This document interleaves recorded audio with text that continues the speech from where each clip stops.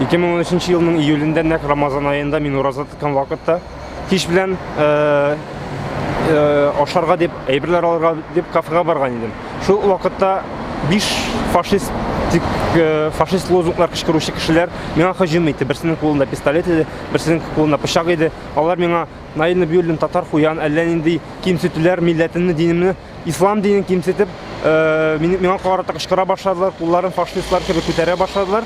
Hem de meni ütergetlediler o vakitte, mena ziyan kitergetlediler. Kullarında kural var idi. Kullarında birisinin pistolet var idi, birisinin pistolet koşan madde diye beyteginde derslere var. Birisinin bıçak var idi. Meni ütergetlediler o vakitte 5 kişi.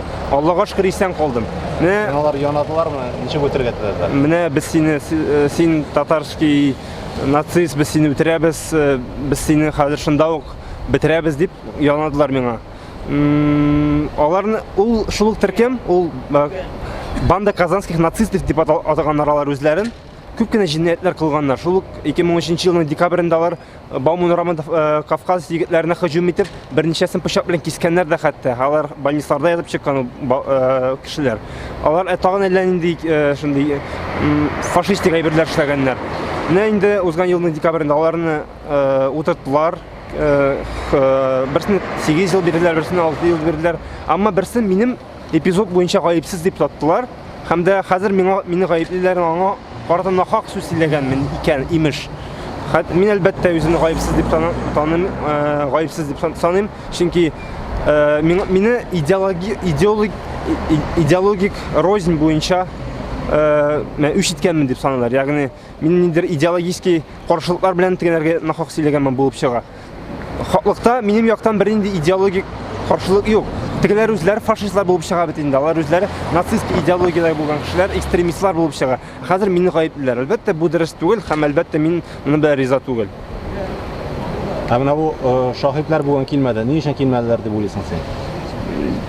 Дөресен әйткәндә, шаһидләр турында сүз бара. Дөресен әйткәндә белмим, чөнки алар нәрсә сөйләләр инде, әллә нәрсә сөйләй дә алмыйлар.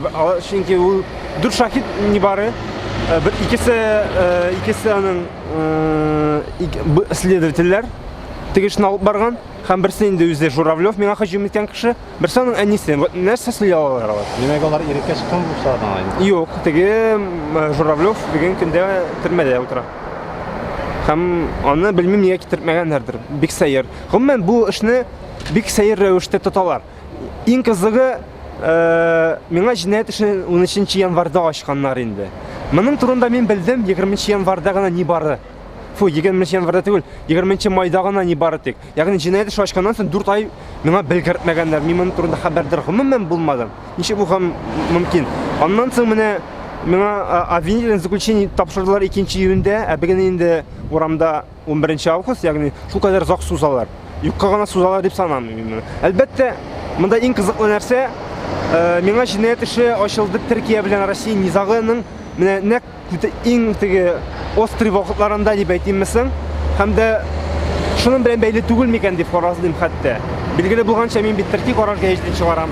Ул Россиядә бердән-бер уртак Төрки халыкларын гәҗәтесе. Һәм әлбәттә бу мәсьәлә кемгәдер ошамавы мөмкин. Минем сәяси активлык та кемгәдер ошамаска мөмкин. Һәм дә җинаять эше дә юкка гына ачылган дип санамыйм мин. Ягъни бу милли хәрәкәткә чираттагы басым булары бәялим.